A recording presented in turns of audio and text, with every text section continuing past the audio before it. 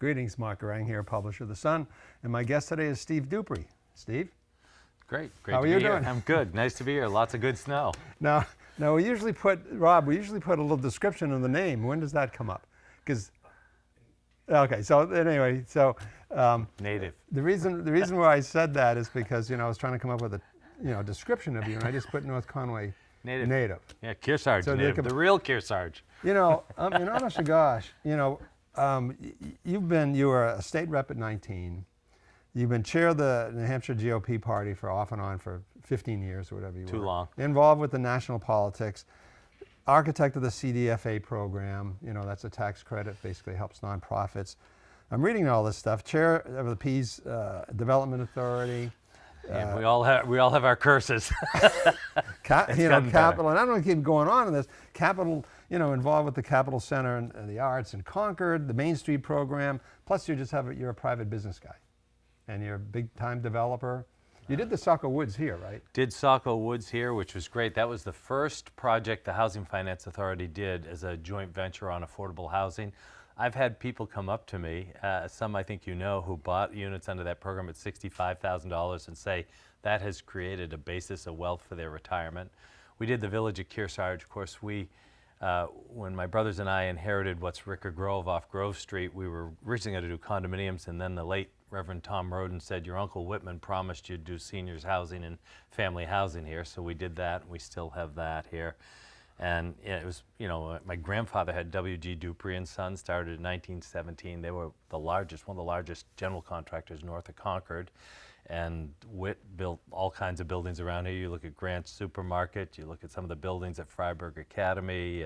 Then my brother Tim took it over, and he still has his house on the old family site on Artist Falls Road. But you live in, and I was trying to think, and this is I'm not trying to do this is your wife, Steve, but right. I was trying to think who from North Conway or this area has been more influential and powerful on a national and a state level. And at first I thought about, okay, well, Bill Zelliff was a congressman. I was his finance chairman and convinced him he should run. And Gene Chandler's been Speaker of the House. Very powerful and one of the most effective legislators I saw in my career. I know, he's so funny because he was, Gene is Gene. And, and he was commenting, they had a bunch of people commenting on something, and everybody blah, blah, blah. And they said, what do you think, Gene? He says, yeah, it's pretty good. It's like 4 or 5 words. Yeah, that's him. But I was thinking, honest speaker. to gosh, I was thinking, well, who else? It really kind of goes back to Harvey Dow Gibson. Harvey Dow Gibson, as we know, local guy, Cranmore brought Hannah Schneider, but you're in that class. Oh, I think you're too kind, but it's been great. I've always kept one foot in the valley. Now I have a house in Jackson. When I first took a law job, Bob Dixon and Randy Cooper tried to convince me to start my law practice up here, and I got some good advice from Kim and Zachos, who was a mentor, who said you can start in a city and then move to a town, but it's hard to do the reverse. So I was in Concord. At the time, my siblings were all in North Conway area.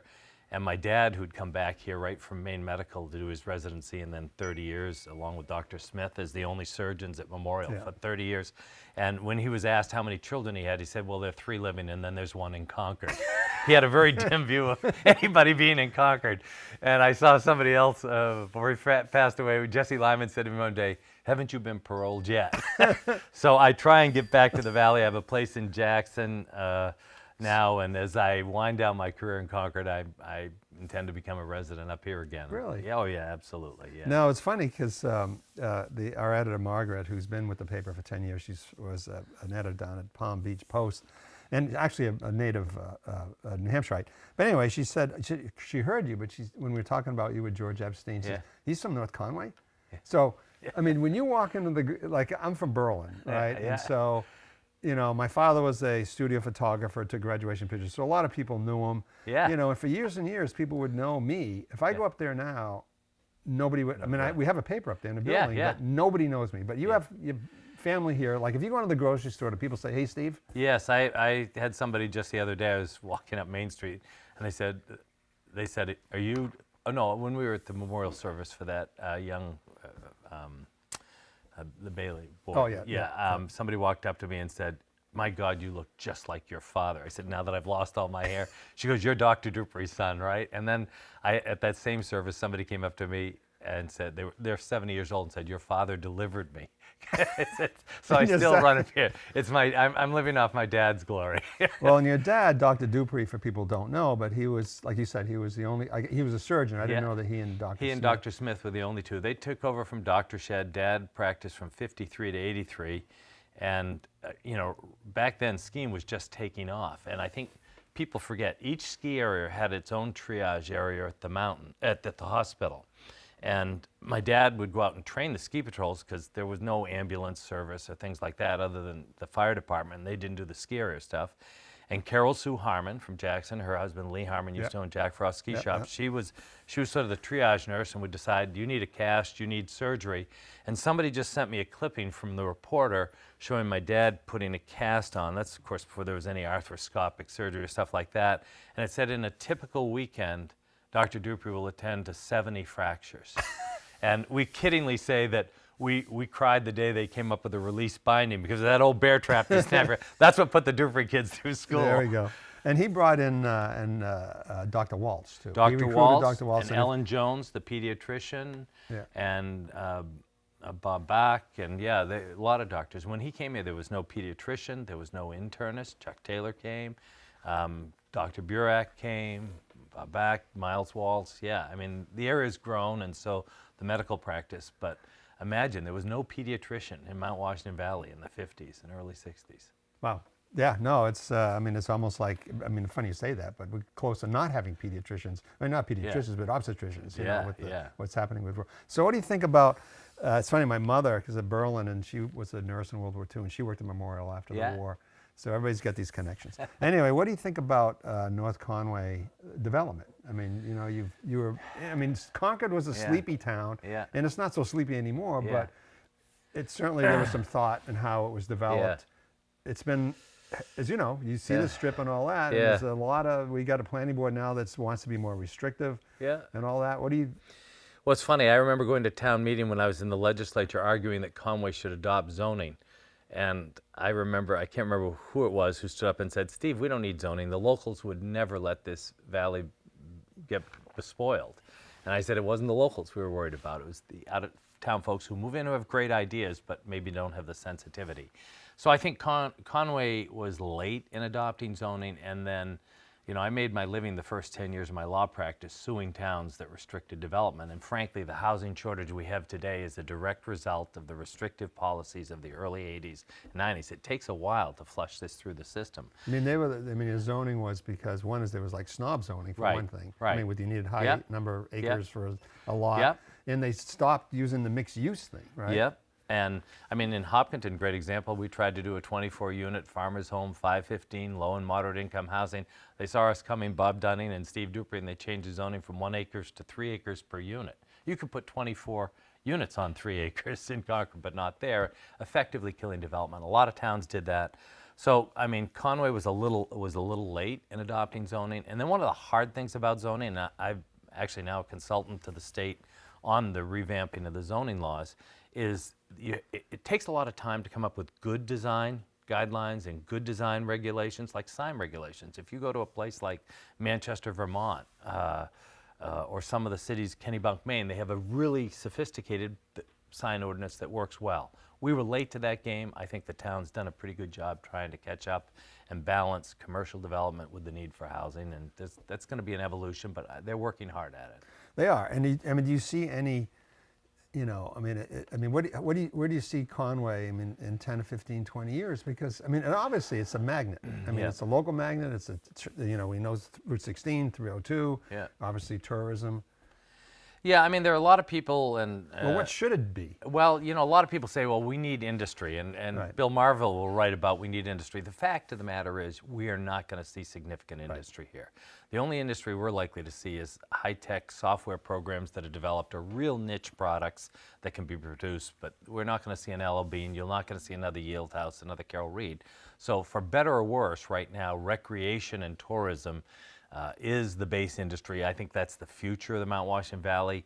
The challenge you have there is the wage structure's lower, and it makes it harder for people to make a living. And There are no great solutions to that that I can see, but the good news is there are towns around New Hampshire that I think are going to disappear over the next 10 to 15 years. And you know, why? just because there's no industry there. I'll give an example. West Stewartstown. 20 years ago, West Stewartstown had Groveton Paper Company with almost 1,000 employees, good union jobs, had the Ethan Allen factory right across the bridge in Thetford, Vermont. They're both gone. And that town is a shell of itself, and the population's declined. And that happened in the Midwest within NAFTA and the industrialization and the loss of jobs there. So for better or worse, Mount Washington Valley, I think, its primary fate is tied to tourism and trying to continually upgrade both the pay levels and the level of service and make this appeal to all income spectrums of visitors. And there's nothing wrong, you know, I can remember when the Tech Village came in and all that, and even, not that it's easy to be Monday morning quarterback, but I'm thinking, what's wrong with just being a tourist town? Right. I mean, right. That's why we're all, that's why we're here. I'm here. That's why we're here. You know? And yeah, and the tourist towns can be a nice place to live. They can be a great place to live, and there are some towns that have done a good job in balancing wage growth, which is important. People need to be able to make a living with sensible development and make sure that and we know the statewide, just having affordable housing for workers. That's a tough one. I mean, it's a tough issue. There's no magic bullet. Right. I think the governor actually made good progress on that. It's kind of funny how, you know, it's always local control, but for example, now ADUs, accessory dwelling units, everywhere up to 950 feet, towns can't prohibit them. You know, that's big change, and there's more coming, I think. Yeah. Speaking of software, George Epstein. Yeah. You know, he's our columnist. And great columnist. I say software because he had Echo Computer and all that. So he, you know, he just, as you said, shoots from the hip, whatever you said. And he was saying, well, you know, Steve Duprey, big shot down in Concord. He's got a bunch of office buildings. He's connected with the governor and blah, blah, blah. You know, and it's like, it is casting aspersions. Yeah. So I guess my question is like, why? And you wrote a letter, and you have another one for Saturday. I think you didn't call him quite a pig. No, I was very careful. He's a good guy. He's a very good person. No, he is. And I like him a lot. Okay, and I do too. And he comes once a month, and it's fun. But why even respond? Well, I'm just the sport of it. You know, the column raised a very good point that with the decline of journalism, we're seeing less investigative journalism, and then he sort of suggested, well, somebody should look at all the business Steve Duprey does with the government and the millions he's made. What he failed to point out, and that's why I deigned to respond, is Concord's a government town. We have two industries, Concord Hospital and state and federal government. For better or worse, I have spent 40 years in Concord because I'm one of the few developers who likes to beat his head against the wall. It's a wonderful city, but it tends to be bureaucratic from a development point of view. And I have a large amount of office space. And so the 20% of our tenants are state or federal agencies, but they do an RFP. They've got a professional administrative services department that picks the winners. I think to confirm for George, our rents are 20% below what the markets are. But when the state, for example, wanted to build a new legislative parking garage, they had to tear down the old building that was the Department of Justice. They needed 50,000 feet in a hurry. There aren't people building 50,000-foot buildings at $800 a foot now, which is commercial grade, institutional grade construction. So they do an RFP. We win the RFP. But I've leased property to the state when there are Democratic governors and Republican governors. So I thought it was a little bit of a, you know, I've got millions in subsidy. I'd like to say we earned it because we don't get subsidy. We pay rent. I'm sure his consulting company did work with the state of New Hampshire. Yeah. He earned his money. Yeah. And so it was just fun to go back and forth. And I remember when I was state party chairman and he ran for state senate. He was a good candidate. I think at the time he sort of left a crack of a door open to a broad-based tax. And I can't remember if it was Jeb or who was running against him. And we kind of pounded on that a little bit. But no, he does a good job with his columns, and I don't mind. I get a lot of criticism in Concord. It goes with the territory. But it goes with the territory, you know, and this, not to talk about the Epstein files per se, it's awful and all that, but there is this whole thing. When George was on the other day, I was saying, you know, it's sort of like the Trilateral Commission. You know, back in the 70s when that was created and George Bush was part of it. Not George Epstein, I mix them. Jeffrey Epstein was part of the Trilateral Commission. So it does seem as though, like, there's this powerful and this whole thing is shaking the whole world. Like, powerful people just run the whole world. I mean, they're all together. You know, I have said if you could take 435 citizens that we could pick in Mount Washington Valley, and we took them to Washington, and we replaced every member of the House, and we said, you just can't talk to the lobbying groups. We could get a budget that was balanced, and we could start to work on the debt, and we could solve the health care.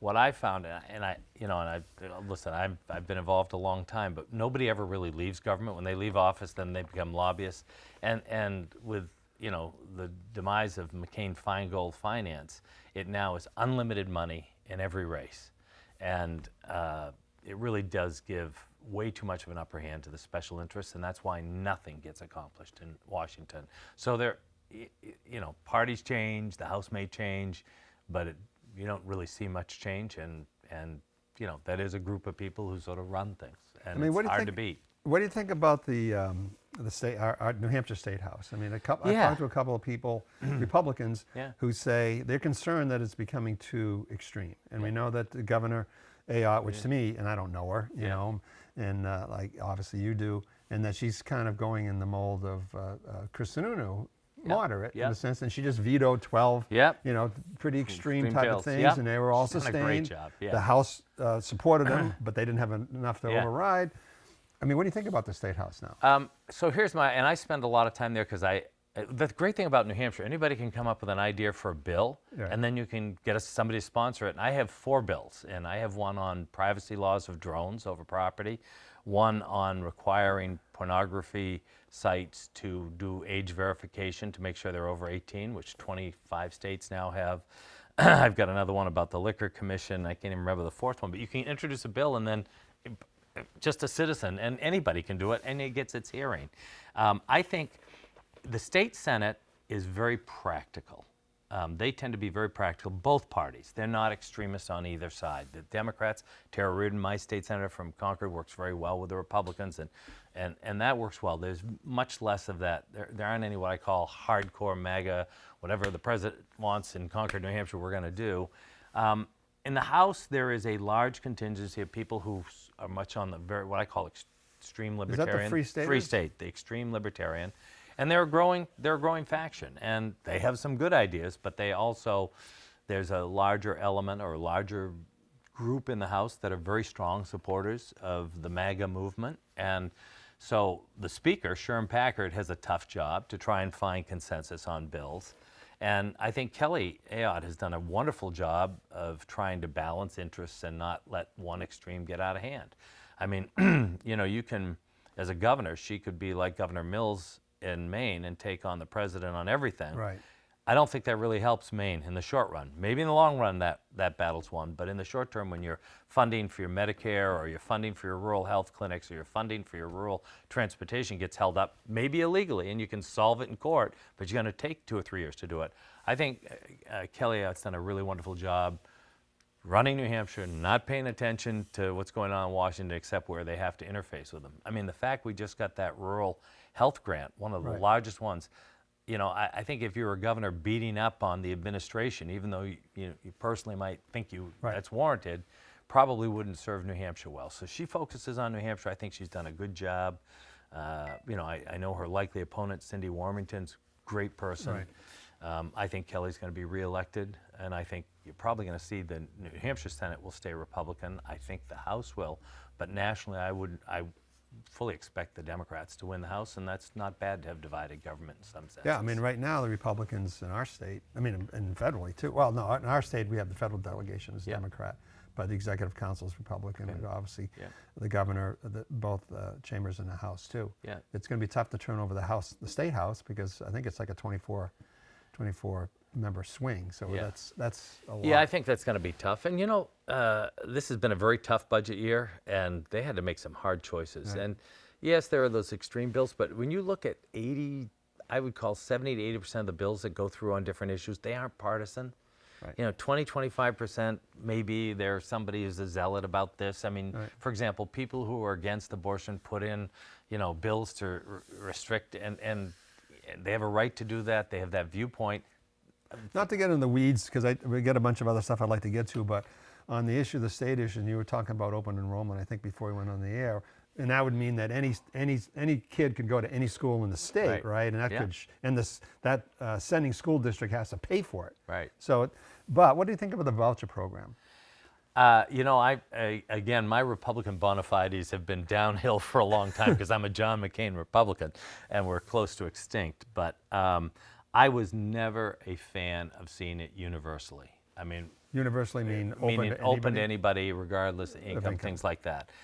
Where it started, I had a son who taught at Teach for America at West Philly High School, and after 2 years there, having his eyes opened, he said the teachers' unions in Philadelphia destroyed the schools, and no one really cares about these kids progressing. And President Bush, 43, liked the idea of trying to make sure that kids in the poorest schools who weren't getting a good education had the right to move. I don't think, this is me personally, and again, this is, the governor doesn't agree with me, and it's not my forte to talk about education issues, but I don't think in the long run having universal vouchers makes sense. I mean, just because there's no income requirement anymore? Or Yeah, just because no income requirement. Right. I mean, come on. I mean, right, you send your kid to Booster and the other Academy. thing, and I understand the frustration. When teachers unions first came along, they weren't powerful enough. I remember when Gordon Mann and Carl Seidenstadt used to talk to me about teachers' issues. I think the pendulum swung too far the other way, and that's what's led to a movement saying, I want my child to have a different education and a better education. And there are some states that have banned teachers' unions. Yeah. Interesting. I don't know if that makes for better or lesser education. There are some states like Mississippi with terrible education records who've now vaunted up in national rankings because they've instituted reading programs that work. I'm a believer that public education is really important because it's a melting pot. When I grew up, my dad was a surgeon. I was in the same class with somebody who was a laborer from my uncle's construction company. And what you learn, and I was on football teams and sport teams, you learn that, yes, we may be different, but we got to get along. Right. And that's how civil society works. And the more we let kids go to here or there and not be in that, I don't think that's good for the sense of overall unity of the country or the state or the community in the long run. Now, again, I'm out of the mainstream on that, and I'm sure the next time I'm talking to the governor, she'll say, stop complaining about it. No, but I know she supports it and all that. And the pendulum swings. I mean, I think when people say, to me, they'll complain about Trump, I say, well, why was Trump elected? Why was Trump elected? If Biden wasn't Biden, if Biden had got out of the race, if Biden hadn't opened the borders, we may not have Trump. Anyway, speaking of John McCain, you were a close advisor to him for all those years. And I mean, you were even his honorary pallbearer at his wedding. Yeah. I mean, his funeral. Yep. And and you didn't endorse Trump in 2020. Right. Was that because of, how much of that was because of Trump, and you endorsed Biden? How much was that because of Biden and Trump, or how much of it was personal because famously Trump kind of really dissed Senator McCain? Well, I thought his dissing of Senator McCain was completely inappropriate, so obviously I got a hair across my backside about that. But I got to know President Trump a little bit in the 2016 election because there was a move at the convention to free the delegates and vote your conscience. And I was on the Rules Committee and led the fight against that because that would really mean the New Hampshire primary didn't make sense, or none of the primaries would make sense, going back to the smoke-filled rooms. And whether you like it or not, he won fair and square. His first chief of staff, Reince Priebus, is one of my good friends. I think President Trump could be successful, could have been successful, and could have achieved a lot of what he wanted to do if he adopted a different tone, a different manner, and a way of speaking to the American people where he tried to bring everybody together instead of calling some people good people, some people bad people, calling names. I say one of my biggest complaints is his comportment. He has given Americans permission to be rude in every civic forum there is.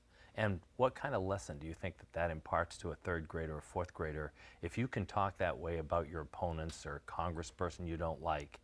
I am sure that there are parents who hear stuff from their kids and go, you can't talk like that, and go, well, the president does. And you are a role model. And even on immigration, and John McCain had a great bill on immigration, which if we had passed the Gang 8 bill, we wouldn't be having this debate. A lot of the things that President Trump wants to do are the right things. But instead of explaining to the American people the rationale for it, why we need to do it, how we're going to go about it, we have this chaos that was completely unavoidable because of the way they put up memes and the way they talk about it. I mean, this latest example where his website called President and Mrs. Obama apes and put a caricature. Yeah. And first it was he didn't know it, then it was the staff, then he didn't read it. And then we see his press secretary, Caroline Leavitt, who was a candidate for Congress, who comes from a good background, went to a great college, a faith-based college, going up there and telling people to get over it. that it's not an insult, and that we shouldn't have fake outrage about that. How do you think a African-American kid growing up in Philadelphia or Manchester or Concord thinks when their president and their press secretary talk like that?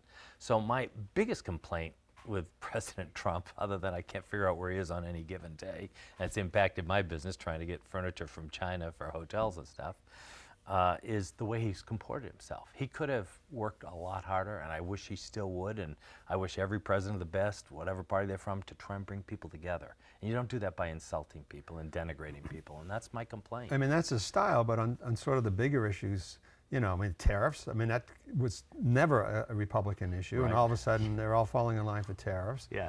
Interventionists, I mean, he campaigned on no wars, and Yeah. he's going around, you know, blowing things up. Yeah. So there are major issues, and the deficit. I mean, Yeah. Republicans used to be all about the deficit, and Yeah, nobody's yakking nobody about paid that. attention. Yeah, and you know what? Traditionally what happens in both parties, the party apparatus becomes dependent and becomes an extension of the party head, the president, and that's not abnormal. What President Trump has been very effective at, whether you like it or don't like it, is if you don't stay on his team on an issue, he can make your life pretty miserable or make you lose an election. Right. And you know, there are a lot of people who'd rather win an election and think that it's more important for them to win an election to carry on the fight than to stand up. He's been probably the most effective politically as a president in dominating his party, which you have to give him credit for. Yep. And he's not wrong on some issues. It's presentation that actually leads to confrontation instead of avoiding it. Well, what about election integrity? I mean, you know, you could say, because, you know, they went and got the ballots out of Fulton County in Georgia. He's talking about federalizing some elections. And you can say, oh, that's just yickety yak. But you got to go back to I mean, Mike Pence was up here in this very building saying, no, I didn't listen to Trump because I followed the Constitution, Right. and I didn't want to not certify the election. Right. I mean, is there a danger to that? I mean, there's a huge danger. And New but we Hampshire's have, excuse me, but the Constitution says, you know, states run the elections. I mean, it's clear as a bell. How can the feds, how can anybody or Trump, the federal government, get involved? And he'll be unsuccessful, and I have faith in this one. The courts will stand up for the Constitution. What he's been very successful doing in his administration is flooding the zone, doing what he wants to do, losing most of his battles in court, or a fair number of them, but that's 2 years later. And in the interim, it's causes a lot of chaos, and you're seeing that with some of the deportations and some of those actions. Yeah, and New Hampshire, by the way, is doing a very good job. We've resisted giving them our voter list, and we're not gonna. The Secretary of State is adamant, and we're not gonna, and we'll fight that one. And I think, based on what you see from the lower courts, he's not gonna be successful. But it's very troubling. I mean, he wants to relitigate the 2020 election, you know, erasing any mention in museums of the fact that he was impeached twice. I mean, it's the wrong trend for democracy, and I think it's gonna have very lasting repercussions, because you're already seeing around the world people going, we used to look at the United States, and yes, the president's changed, but there was some base of common ground, or whether it's NATO or CETO or any of those other ones, that we could rely on the United States. And now people are going, maybe we can, if this is what happens in democratic elections. Part of the reason he got elected, though, is people are so frustrated that government doesn't work. Right. Nothing works. And he said, I'm going to make stuff work. And to some degree, in some areas, he's been very successful. I mean, the thing that's scary about that too is the pendulum swings. I mean, if he's setting the precedent for government overreach in these certain things, the Dems are going to get in there one of these days. Right.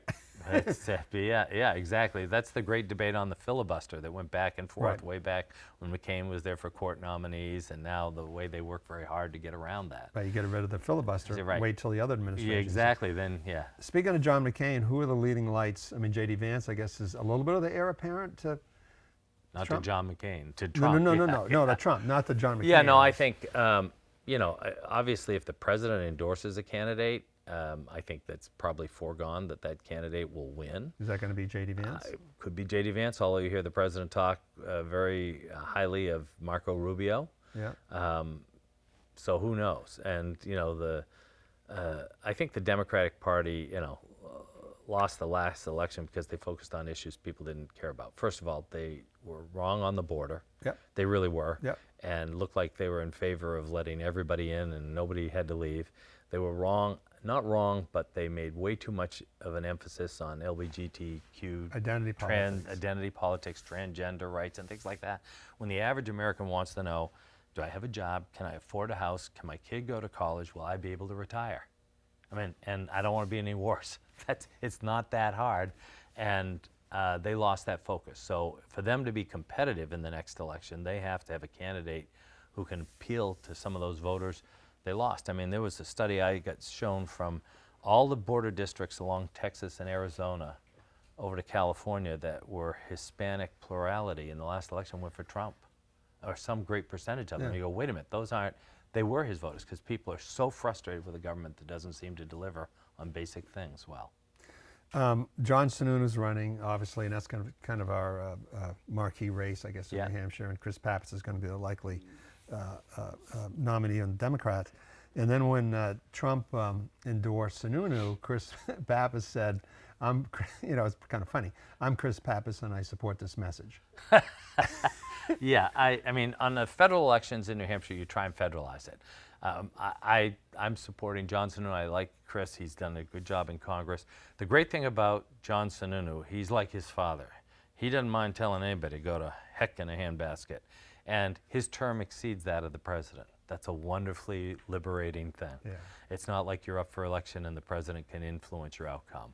I think the president is pretty shrewd politically. Having a Republican Senate would be very helpful. So, for example, he probably doesn't like Susan Collins, who I've known since 1971, our senior in high school, but he doesn't want a Democrat in there. So he's become more pragmatic there. And I think that's one of the reasons Scott Brown was his ambassador to New Zealand and did a fine job, good candidate. But I think Trump's political advisor said, we think Sununu's the strongest candidate here, so we're going to weigh in. Now, Chris Pappas is very smart to make that endorsement from Trump an issue. Right. I think John will campaign and saying, if you know John Sununu from his first term in the Senate, he doesn't mind telling his own party leadership to go pound sand. And I think we need more members of Congress from both parties who do that. Yeah, but nobody has. I mean, that's the problem. That's the problem. And John Sununu himself, I mean, he's been in a couple times, and I've known him since he was a congressman in the 90s here. Yeah. I mean, he's like you. He started when he was like in diapers with this stuff.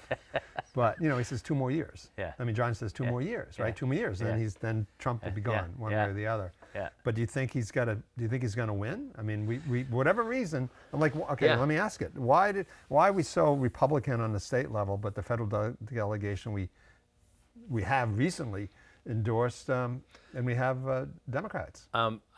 I think there are a couple of things there. On the state level, like I said earlier, people are very practical. In the Senate, there's very little partisanship. 20% of the issues are really partisan, but 80% are. And this is U.S. Senate. This is New Hampshire Senate. New Hampshire That's Senate. why they're practical, they're common sense. Let's find a solution that works for New Hampshire. You've got some ideology in the House, but again, you look at a lot of the House bills, there are 20 or 30 that are extreme, but there are a lot of smart pieces of legislation where there's a pretty broad consensus. So that works. At the national level, it all becomes federalized. It's Trump versus non-Trump. That's what the Democrats want to make that race. It's, big issues. And they've been very successful, and sometimes our candidates haven't been as good. I mean, part of the problem in our congressional race is New Hampshire is a pro-choice state on the abortion issue. I know people don't like to believe that, but they really are. I mean, the largest party are independents. They tend to be more moderate. You're pro-choice, right? Yeah, I'm very pro-choice. Yeah, I have been since Roe v. I was in the House when Roe v. Wade was decided, and back then the Republican majority was pro-choice in the New Hampshire House. When I ran for Congress in the 2nd District in 1992, there were 6 candidates. 5 of us were pro-choice. Not because we like abortion, but we just don't like the government telling us what the hell to do. I mean, and that's old school New Hampshire That's politics. old school. So you take that coalition and you take the independent voters, and they're the ones who are going to decide that federal election, and they found Democratic candidates more attractive. We tend to... Republicans. We Republicans. And, the other thing that's happened, if you look 30 years ago, of the 435 seats in the House, about 150 were toss-up. And then, frankly, both parties conspired together. Tip O'Neill, Speaker, Bob Michael, House Minority Leader, then Newt Gingrich, and said, why are we doing this? Let's narrow it down to 70 or 80. So I like to say there are only 70 seats that could flip, so the House becomes less moderate. Bill Clinton could not win a Democratic primary for Congress in Cambridge because he's not liberal enough. Steve Duprey could never win a Republican primary in Dallas, Texas, because he's not conservative enough. So you win your primary by going to the extreme. Then you go to the House of Representatives, you go, I can't even talk to you. You're from another planet. So that gerrymandering, which is legal and both parties do it, has resulted in fewer seats being tossed up, which allows the extremes to have a larger say. I think that's been the single worst effect on the And what about, why can't they, I mean, isn't there, and I don't, what about taking the gerrymandering out of it? I mean, just have.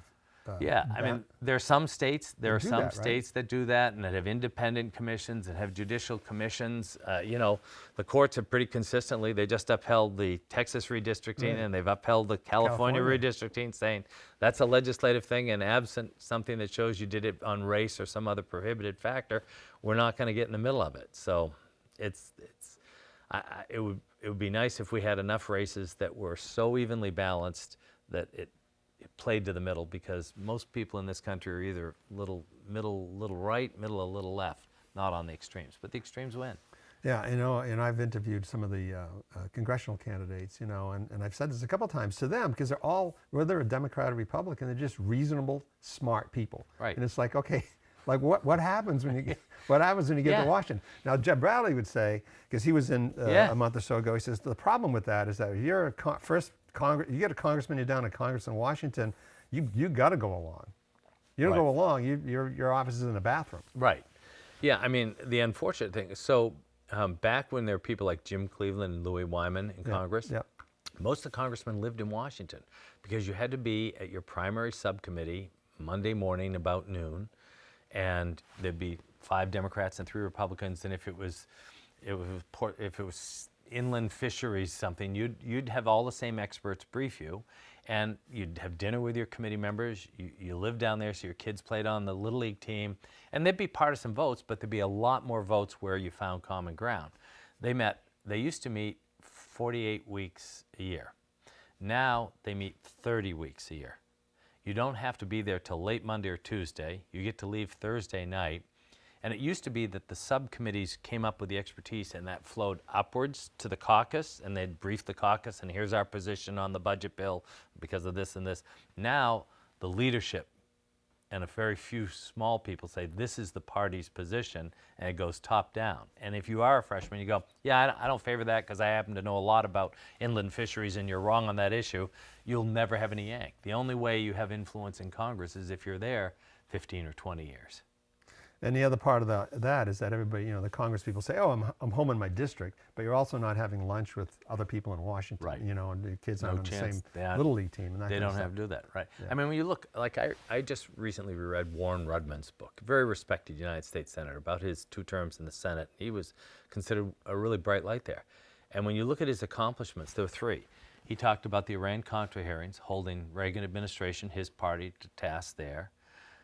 The Keating 5 investigation, where, by the way, John McCain was unfairly accused, and Rudman standing up for that. And then Graham-Rudman-Hollings bill, which, by the way, he backed out of and then was thrown out by the courts. That's what happened in 12 years. And no wonder good people go, do I really want to give up that much of my life to have that little impact?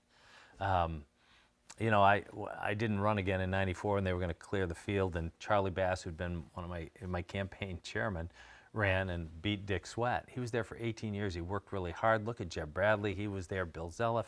I mean, you go, what'd you do? Name something that changed America for the better. Now, that I take away nothing from all the small efforts that they made, and all the constituent service, and our delegation, Republican or Democrats, always done a great job with that. Senator Shaheen does, Senator Hassan does, both our Congress people do, regardless of party. Our delegation really works hard at that and does a great job for everybody, Republican, Democrat.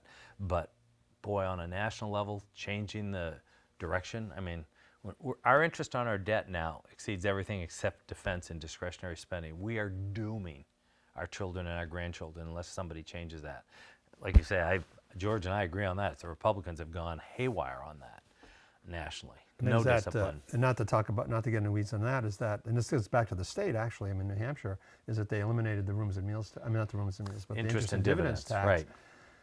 I mean, half of that was paid by 160 million, half of it was paid to like 1,500 people in the state. Yeah. A bunch of wealthy people. Yeah. That happened, and everybody likes low taxes, and Mel Thompson used to say a truth: low taxes are the result of low spending, and it's one of the reasons I actually like the property tax system, because you get to go to the town meeting and you get to vote on whether we spend the money, and every time you remove it, it gets harder. I'll give you a great example. The health trust that all the school districts signed up for said, oh, this is great, this is going to manage costs. It went bankrupt. Why? Because the people who were handing out the benefits and deciding benefit levels weren't the people who were directly had to answer the people who paid the bills. And now look at the default situation that's in. Yeah. So, hindsight's 100%. I think probably Governor Ayotte would have liked to have had that money. I like low taxes too. For me, that was a bridge too far. Or maybe what you do in that case is you set a higher cap, so retirees on a modest income are exempt. But I mean, even then, it was. I think it's a $2,500 minimum, and a lot of people don't have 20. That's interest in dividends. Right. I mean, you got to have something to get $2,500. Exactly. Yeah. So hindsight's 100% on that one, but and it's like some of the local representatives here, and I respect them all. By the way, when I was in the legislature, there were 10 representatives in Carroll County. Every single one was Republican. And I got so many there were three. This was a 3-member district at the time. It was Conway, Eaton, and Freedom. And I topped the ticket. Grace Cox and Esther Davis got second and third. I beat Milburn Roberts, who'd been a good member. This is like when you were a kid. Yeah, I just turned 19. It was the first year 18-year-olds could run. And then on the Democratic side, God bless her soul, Helen Newt, a retired teacher, would run every time. And she used to say she'd have a Democratic committee meeting in Conway, and she'd be sitting by herself at the coffee shop at the corner kitchen. And I got more write-in votes for the Democratic nomination than she did. I mean, and now you look at it, we've had an influx of new people there, and that's all well and good. But, every one of them who criticizes Governor Ayotte, and I get it on the vouchers thing, that's a big divisional issue, party-wise. But then they criticize her on housing stuff. And I go, we've never had a governor pass so many housing bills. CPACE was her second bill. And, some of the overruling local control, more of that, I think, needs to happen. We need more carrot but a stick at the end. That CPACER bill, explain, because that's, up front and center here. Yeah. So what I understand, what I understand about it, it's basically an easier way for developments to be financed. Yes. Right? So you don't have to go to the bank and blah, blah, blah. You still go to a bank, but it takes part of it. So what happened, I was dealing with one of my lenders who works nationally, saying, why doesn't New Hampshire have a CPACE law? I go, what's a CPACE law? He showed it to me. Then there's a group in Washington, a nonprofit group that works on this. They came up and talked to me. I'm vice chairman of the Business Finance Authority. I said, go talk to our executive director. He's really smart on details.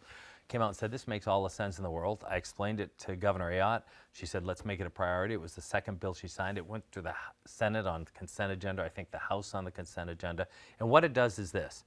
If you're building $1 million building and $300,000 of it is energy stuff, your furnish, your windows, your insulation, you take that out of your first mortgage.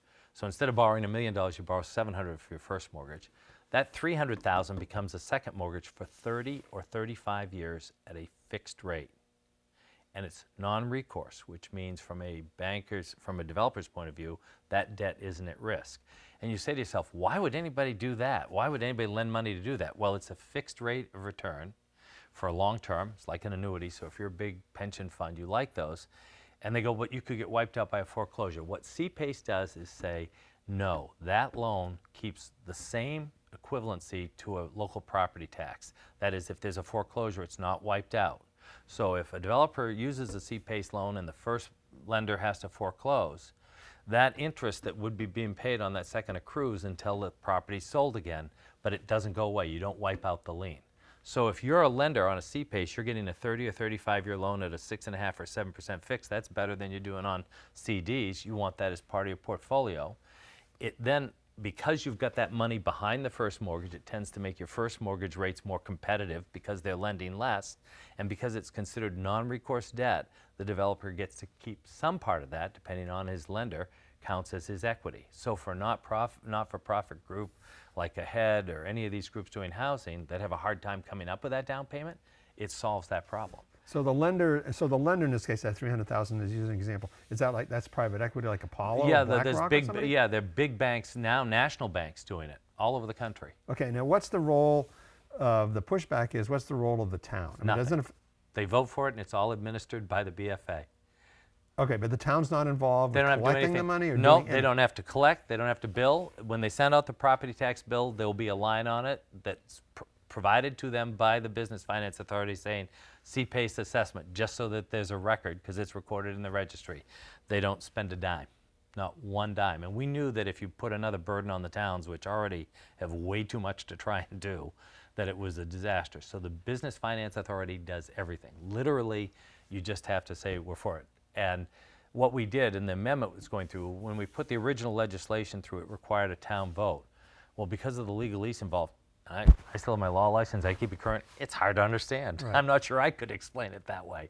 So the bill that's going through, and one of the reasons we suggested that Ridgefield not try and put it on the warrant, is would allow selectmen to vote for it. The town at a subsequent meeting could override it, but there's no reason to. But you can see that when the word assessment was mentioned, people went, oh my God, all I need is another assessment. It's no assessment on anybody except the developer's property if they want to do it. And what it will do, it will help. And what's the environmental piece come in? Well, so the whole idea of this is Because this, and just to interrupt you for a second, but who's interested in this is the Ridgeline project, Yep. Continuum, Yep. Joe Hogan, Yep. and all that. So, and the town of Conway has taken a position they're going to wait for the state Yep. instead of putting a ordinance on the Yep. on the ballot. Yep, because right now the law says it has to be passed at town meeting, but we're passing, and in fact it passed the Senate on a consent agenda, and I think it's going to pass the House in the next 3 weeks, and the governor's going to sign it that says instead of having to do this as a warrant article, the selectmen can just agree to do it. Yeah. Right, And I think because, and it makes sense. And then the reason it came about is it incentivizes developers to go higher on your energy code. Okay, You know, but how does that? Okay, but go ahead. How does So- that even? So if I mean, why are these private? Why are these lenders, Apollo or BlackRock? Why do they care? I mean, what? I don't understand the real connection between the environment and the environmental stuff and the loan. if you're getting that second mortgage, which lowers your equity requirement, you're more likely to spend on higher energy stuff. But what's the incentive? Like who? Why is that even part of it? This whole. It's a secondary benefit.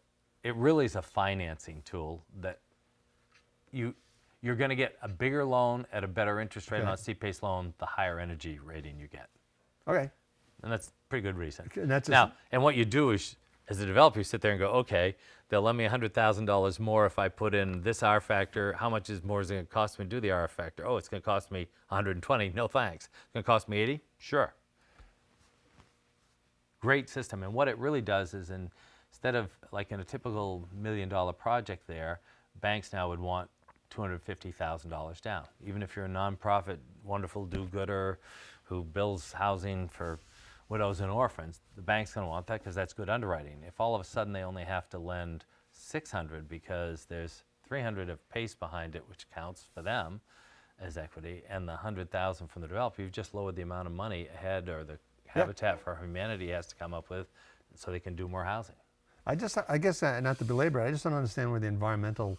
I mean, is that part of the legislation? Like, all this could have happened if they'd even have anything. You didn't have to mention the word environment. Right. They just put that. We put that in to try and incentivize people to use some of that better financing to upgrade beyond what you have to do on our current energy. Okay, so if you're a Ridgeline, is that a requirement to upgrade your? No, energy I mean, efficiency? everything they're doing is already meeting the energy Right. codes, but they may go, hey, if we spend, we're getting this loan, if we spend another $100,000 on a better R factor, we're going to Save get some loan money, money. yeah. We're going to save money long term, plus we're going to get a better loan, Right. and we've got this fixed rate interest for 30 or 35 years. What do you think about the rec path? You've been following that? I have not. Okay. All I know, I read in the paper, and I can't figure out who's on first. I just think it's wonderful that we have a rec path. I used to play in Whitaker Woods. My dad used to take care of Chubb Whitaker. I'd go with him sometimes. We go down there to visit. I think it was a wonderful gift to this community. I go by there and I go, what a wonderful thing that happened there. And I love having the rec path. We actually, our family had a role in that a long time ago. When my Uncle Whitman died, he left my sister and my brothers and I a good part of the land around Pudding Pond. And we donated that to the town of Conway. That's in 1977 or 1978. And then part of that land became land for the rec path and the north-south road. I'm not sure my uncle would be pleased to know there's a north-south road, but once we gave it to the town, we lost control. But it was good for the town. What were we going to do with Pudding Pond? Right. And so that worked out well. Yeah. I just, it's wonderful that we're building those kind of paths. When you look at a lot of the resort communities around the country, Sun Valley, places like that, they're appealing to people getting older. New Hampshire's getting older. New England's getting older. Our tourists are getting older. I just was up at Wentworth Inn and saw 100 people who were there in the over 80 ski club, and they're all going out skiing today. So having those kind of amenities are great for our local folks, but also for tourism promotion. Concord doesn't have a lot of tourism. You visit the State House, but we have over 100 miles of bike paths, mountain bike paths, and we now have people who come and stay at our hotels who are coming to Concord to do the bike path from Concord up to Hanover. So it's a good thing overall. I have no idea who's on first about the right way to do it. Well, it's going to come up again on the selectmen are going to put it on the ballot again just to try to get more public support, I guess. Yeah. And it was the 3-2 decision on Tuesday. So, all right. So we're just about out of time. Any advice if you're not the 40% of the Republicans are going to vote Republican, not the 40% of the Democrats are going to vote, but if you're in the middle, how do you sift through this, what's going on politically here, as a moderate, reasonable person, never mind Republican? Yeah. Well, in local elections, ignore partisanship. I know there are people now in nonpartisan local elections say, well, I'm a Republican. What are you going to do for the town? Where are you?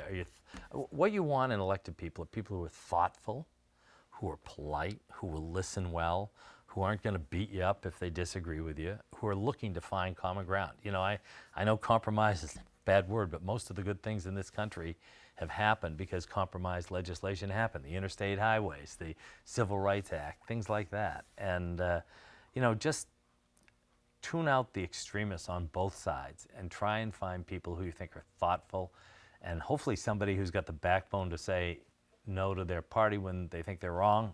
Again, I have great faith Johnson is a cantankerous enough guy that he'd do it and probably enjoy doing it. But Chris Babbitt is a great guy too, and just tune out the extremists and focus. And on local elections, just elect good people, you know? Good people do good things. Try and avoid people who've got one issue or one item they've got to be in their bonnet about. And what about Steve Duprey? What's he doing next? You said are you going to retire? Are you going to retire at all? You're not going to retire. I'm not going to retire. What would I do? Yeah. I think I've developed all the office properties we need in Concord, New Hampshire, and I think all the hotel properties I need there. Right now I'm giving about 50% of my time to boards, so I've Pease Development Authority, which is now getting a lot of problems solved that we had and that were in the papers. And it's a great economic engine. There are 6,500 jobs in that Pease trade port. It's the most successful base redevelopment that ever happened, and that happened all before me. But things are going well there and in the ports. I was 12 years on the Courier Museum of Art. I'm on New Hampshire Public Radio, great institution. A lot of listeners here in the Valley. And Franklin Pierce University, named after one of our least distinguished presidents, but a great little university, New Hampshire Civics. So I spend about 50% of my time on board stuff, and I look forward to getting back here and maybe getting involved. I've always loved the North Conway Library because when I'd walk home from John Fuller School to get a ride from my dad at Pine Street, that was his medical building. He'd never be done by the time he said he would, so I got sent to the library a lot. Huh. I'll end with this story. When I grew up here, my father some days would hitch up the horse. We had Little Farm where Glenn Saunders lived. Yeah. That was ours, and it was built by Noel Wellman in the 30s, who was a friend of Harvey Dale Gibson's. And my dad would hitch up a horse to the sleigh, and we would go to school, and the middle school was right over here where the post office is. We would go to school by sleigh. Wow. Yeah. Things have changed. Things have changed. Steve, nice good to see you, Mark. Thanks for coming thanks. in. No, it was an honor. Thanks Good, for having me. thank you. Okay. Take care.